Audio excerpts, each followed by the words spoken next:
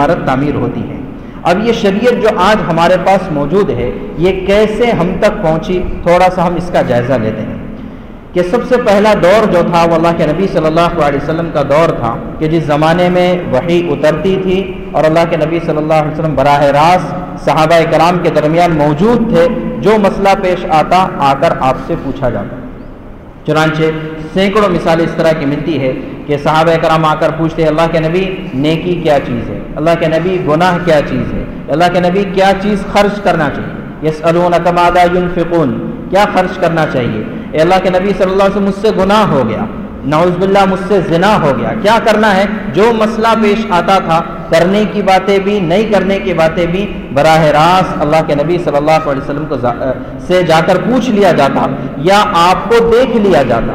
وضو کرنے کے لیے آپ کو دیکھا جاتا، آپ جیسے وضو کر رہے صحابہ ویسے وضو کرتے، جیسے آپ کو نماز پڑھتے دیکھا جاتا آپ نماز پڑھ لیتے۔ اس زمانے میں کوئی یہ نہیں جانتا تھا کہ وضو کے ارکان کتنے، وضو کی سنتیں کتنی، غسل کے فرائض کتنے، نماز کے شرائط کتنے، نماز کے ارکان کتنے، یہ صحابہ کرام میں اس کا رواج نہیں تھا، بلکہ براہ راست دیکھی سنی بات پر عمل، بس اس کے علاوہ۔ اچھا، اس کے علاوہ اگر کسی کو کوئی مسئلہ پیش آتا تو کیا کیا جاتا؟ چنانچہ اس سے پہلے بھی یہاں پر اسی مسجد میں یہ بات آئی تھی اور آج بھی واپس دہرایا جا رہا ہے کہ صحابہ کرام کے زمانے میں صحابہ کرام کی تعداد کتنی تھی ہم سب جانتے ہیں، 1,00,000 تقریباً جو ہے 1,00,000 صحابہ کرام رضی اللہ عنہ یہ تعداد تھی۔ لیکن ان میں سے فقہا کتنے تھے؟ فقہا کا مطلب مسئلے مسائل بتانے والے یا مفتی صحابہ کرام کتنے تھے؟ آسان الفاظ میں کہ مسئلے مسائل بتانے والے مفتی صحابہ کرام کتنے تھے؟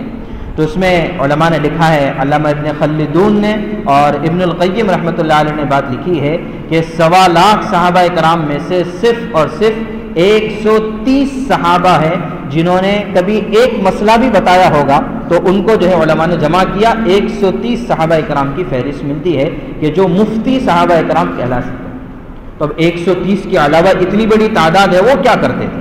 تو یقیناً کہ وہ جاننے والوں سے آ کر پوچھتے تھے۔ اب ان 130 صحابہ میں 7 صحابہ کے نام ملتے ہیں کہ جو بہت زیادہ مسئلے مسائل اور فتوے بتایا کرتے تھے۔ کون ہیں؟ حضرت عمر رضی اللہ عنہ، علی بن ابی طالب رضی اللہ عنہ، عبداللہ بن مسعود رضی اللہ عنہ، ام المومنین حضرت عائشہ رضی اللہ عنہا، زید بن ثابت رضی اللہ عنہ، عبداللہ بن عباس رضی اللہ عنہما اور عبداللہ بن عمر رضی اللہ عنہما۔ یہ 7 صحابہ کرام کے بارے میں ملتا ہے کہ یہ بہت کثرت سے فتوے دیا کرتے تھے۔ اس کے علاوہ ایک نام معاذ بن جبل رضی اللہ عنہ کا بھی ملتا ہے۔ باقی تمام صحابہ کرام جب کوئی مسئلہ پیش آتا آ کر ان بڑے صحابہ سے پوچھ لیا کرتے تھے۔ تو اس طریقے سے مسئلے مسائل اس زمانے میں حل ہوا کرتے تھے۔ اور درمیانی قسم کی بھی فہرست آئی ہے کہ بہت زیادہ تو مسئلے مسائل نہیں بتاتے تھے، لیکن یہ بھی مفتی لوگ تھے۔ کون تھے؟ حضرت ابو بکر صدیق رضی اللہ عنہ، ام سلمہ رضی اللہ عنہا، انس بن مالک رضی اللہ عنہ، ابو سعید خدری رضی اللہ عنہ، ابو ہریرہ رضی اللہ عنہ۔ اس طریقے سے تقریباً 13 صحابہ کرام کے نام ملتے ہیں کہ یہ درمیان قسم کے تھے، بہت زیادہ فتوے نہیں بتاتے تھے لیکن بتاتے تھے۔ ان کے علاوہ جتنے نام پیش کیے، پہلے 7 نام جو بہت زیادہ فتوے بتایا کرتے تھے، دوسرے 13 نام جو کم فتوے بتایا کرتے تھے۔ ان کے علاوہ ان 130 کی بات کر رہا ہوں، 130 میں سے 7 بہت زیادہ بتانے والے، اور پھر اس کے بعد 13 کتنے ہو گئے؟ 20۔ بس یہ 20 صحابہ کے بارے میں ملتا ہے کہ یہ زیادہ سے زیادہ فتوے دیا کرتے تھے۔ باقی بچے 110 صحابہ کرام، ان کے بارے میں ملتا ہے کہ انہوں نے کبھی کسی کو ایک مسئلہ بتایا، 2 مسئلے بتائے، 3 مسئلے بتائے، بس۔ تو باقی یعنی اس سے پتہ چلتا ہے 1,00,000 کا مجمع ہے، اور یہ اپنے مسائل حل کر رہے ہیں کتنے لوگوں سے؟ 130 میں سے بھی 20 سے، اور باقی 110 تو وہ ہیں جو 1 2 3 4 مسئلے جنہوں نے بتائے ہیں۔ تو یہ صحابہ اکرام کے زمانے میں اس طرح سے ہوا کرتا تھا۔ پھر اس کے بعد جو ہے زمانہ آیا حضرت عمر رضی اللہ تعالیٰ عنہ کا، خاص طور سے حضرت عمر رضی اللہ عنہ کے زمانے میں فتوحات کا سلسلہ بہت پھیل گیا۔ یہاں پر مشرق میں چین کے قریب تک جو ہے کاشغر تک فتوحات اسلامیہ پھیل گئی، اوپر جنوب میں آذربائیجان تک، اور اوپر شمال میں آذربائیجان تک، اور نیچے جنوب میں افریقہ تک۔ حضرت عمر رضی اللہ عنہ کے زمانے میں کافی یہ وسعت ہو گئی، تو اس وقت جو ہے بڑے بڑے مسائل آنے لگے۔ اچھا، ایسے مسائل آنے لگے جن کا قرآن اور حدیث میں کوئی ذکر نہیں۔ کیا ایسا ممکن ہے کہ ایک مسئلہ ہو اور قرآن اور حدیث میں اس کا ذکر نہ ہو؟ ممکن ہے ایسا۔ کیسے؟ دلیل، حضرت معاذ بن جبل رضی اللہ عنہ کو اللہ کے نبی صلی اللہ علیہ وسلم نے یمن کا حاکم اور گورنر بنا کر بھیجا، ترمذی شریف کی روایت ہے۔ ان کو پوچھا بما تقضی یا معاذ، اے معاذ تم کیسے فیصلے کرو گے؟ مسائل آئیں گے، فیصلے کیسے کرو گے، مسئلے کیسے بتاؤ گے؟ کہا کہ بکتاب اللہ، کہ اللہ کی کتاب سے مسئلے بتاؤں گا۔ تو اللہ کے نبی صلی اللہ علیہ وسلم خود پوچھا فَإِن لَمْ تَجِدْ فِي کتاب اللہ، اگر کوئی مسئلہ کتاب اللہ میں نہ ملے تو کیا کرے گا؟ فرمایا کہ میں اس کو تلاش کروں گا سنت رسول اللہ صلی اللہ علیہ وسلم میں، احادیث میں تلاش کروں گا۔ اللہ کے نبی نے پھر پوچھا فَإِن لَمْ تَجِدْ، اگر سنت میں بھی احادیث میں بھی کوئی مسئلہ نہیں ملا تو اللہ کے نبی صلی اللہ علیہ وسلم کے سوال کرنے کا مطلب یہ ہے کہ بعض مسائل ایسے ہوں گے جو نہ قرآن میں ملیں گے نہ حدیث میں ملیں گے، تو پھر کیا کرنا پڑے گا؟ تو حضرت معاذ بن جبل رضی اللہ عنہ نے فرمایا اجتہد برأیی، میں اجتہاد کروں گا، قرآن اور حدیث میں اجتہاد کروں گا، اسی کو قیاس کہا جاتا ہے۔ تو بہرحال حضرت عمر رضی اللہ عنہ کے زمانے میں ایسے مسائل آنے لگے، چونکہ فتوحات پھیل گئی، لوگ الگ الگ مختلف قوموں کے لوگ مسلمان ہونے لگے، تب مختلف مسائل آنے لگے۔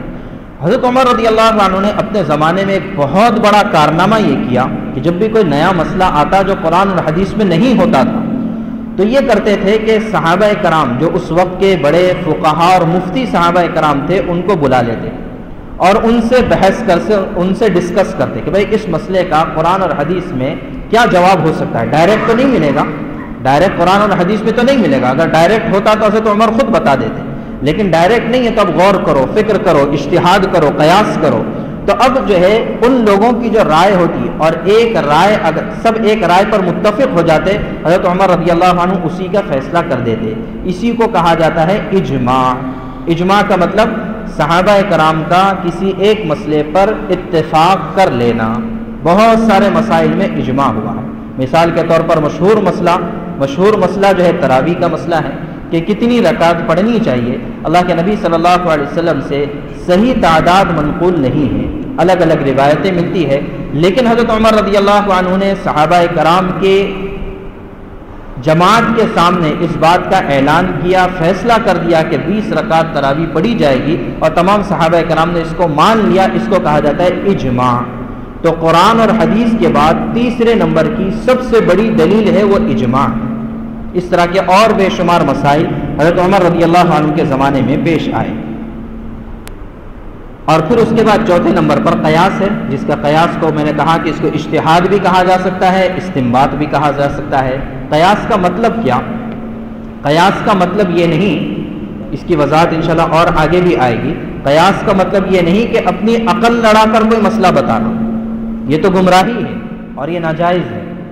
قیاس کا مطلب یہ ہے کہ قرآن اور حدیث میں غور کرنا اور غور کر کے تلاش کرنا کہ اس کا مسئلہ کیا ہو سکتا ہے۔ مثال کے طور پر قرآن کریم نے حکم دے دیا کہ شراب حرام ہے، شراب حرام ہے، ٹھیک ہے، شراب حرام، لیکن شراب کے علاوہ کچھ اور چیزیں ہیں، مثال کے طور پر بیئر ہے، وسکی ہے اور دیگر چیزیں ہیں، تو ان کا کیا حکم ہے؟ آپ پورے قرآن میں تلاش کریں گے آپ کو وسکی نام کی کوئی چیز نہیں ملے گی، پورے حدیث میں آپ تلاش کریں گے آپ کو بیئر نام کا کوئی مسئلہ نہیں ملے گا۔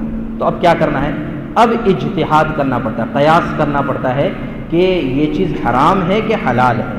تو اب ائمہ نے، فقہا نے اپنی عقل لڑائی۔ عقل لڑانے کا مطلب قرآن حدیث کو چھوڑ کر نہیں، قرآن حدیث میں عقل لڑائی۔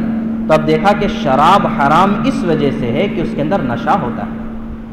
تو اب دیکھا کہ بیئر کے اندر بھی نشہ ہے، وسکی کے اندر بھی نشہ ہے۔ فرمایا کہ دیکھو دونوں چیزیں برابر مل رہی ہے، تو اب نشے کی وجہ سے شراب حرام، تو نشے کی وجہ سے بیئر بھی حرام، نشے کی وجہ سے وسکی بھی حرام۔ اس کو کہا جاتا ہے قیاس۔ تو شریعت کی 4 بنیادیں شروع میں عرض کیا تھا۔ سب سے پہلی ہے قرآن کریم، دوسری ہے احادیث رسول صلی اللہ علیہ وسلم، تیسری چیز ہے اجماع جس کا بھی ذکر کیا، اور چوتھی چیز ہے قیاس اور اجتہاد۔ تو بہرحال حضرت عمر رضی اللہ عنہ کے زمانے میں یہ ایک بہت بڑا کام